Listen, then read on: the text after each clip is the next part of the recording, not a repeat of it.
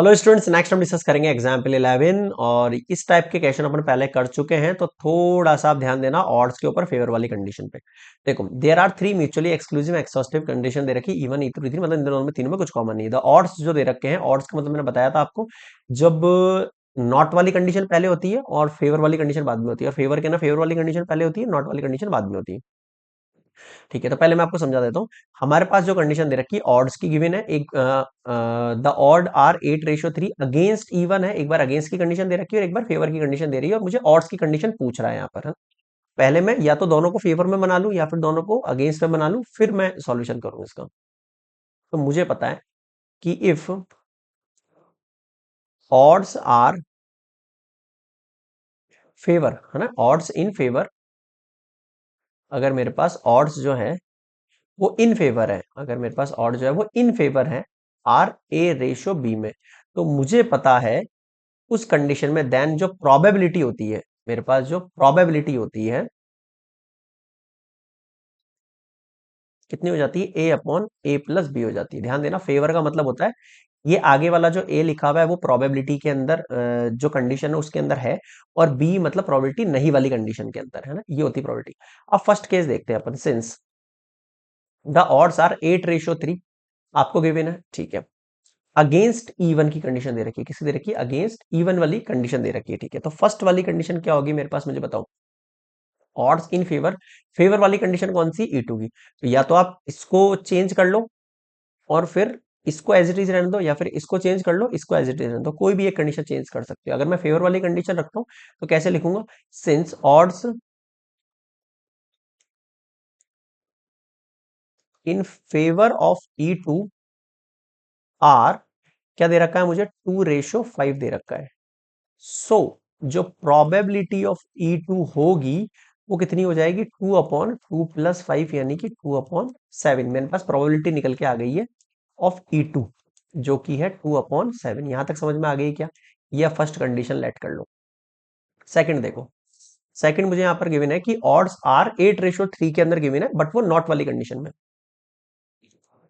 We have odds in against, जैसे यहां पर फेवर में था, यहां पर अगेंस्ट दे रखा है, in against of even they रखा है ना। और अगर मुझे इसको फेवर में कन्वर्ट करना है, अगर मुझे फेवर के अंदर कन्वर्ट करना है, आर 8:3 है, but if odds in favour of even होगा, if odds in favour of even, so यहां कंडीशन क्या बन जाएगी, 3:8 बन जाएगी। मुझे फेवर बनानी, दोनों सेम बनानी है मुझे कुल मिला के।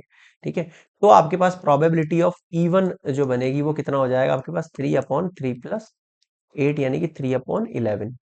यानी प्रोबेबिलिटी ऑफ इवन अभी आ गया है मेरे पास 3/11। मुझे बताओ यहां तक समझ में आया, ये मेरे पास सेकंड कंडीशन हो गई एक तरीके से। अब मुझे क्या गिवन कंडीशन है उस पर ध्यान देना थोड़ा सा। गिवन कंडीशन क्या है मेरे पास, कि भाई जो ई1 है, कॉमा ई2 है, कॉमा ई3 है, are mutually exclusive and exhaustive events हैं। सो जब भी ऐसी कंडीशन होती है तो probability of all these events क्या होता है मेरे पास,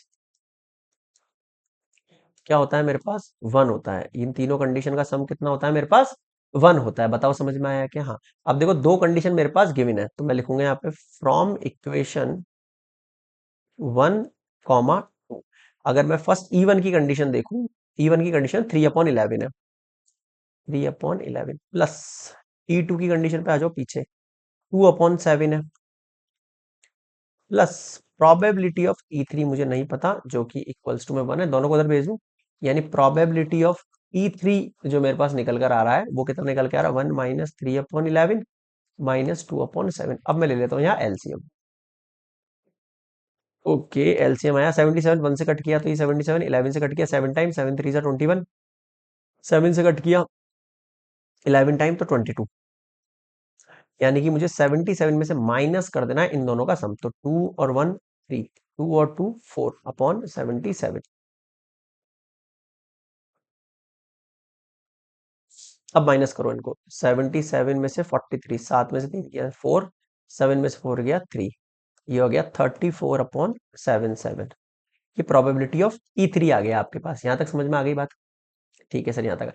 अब जो चीज फाइंड करनी है आपको वो देखो, आपको बोल रहा है find the odds against E3।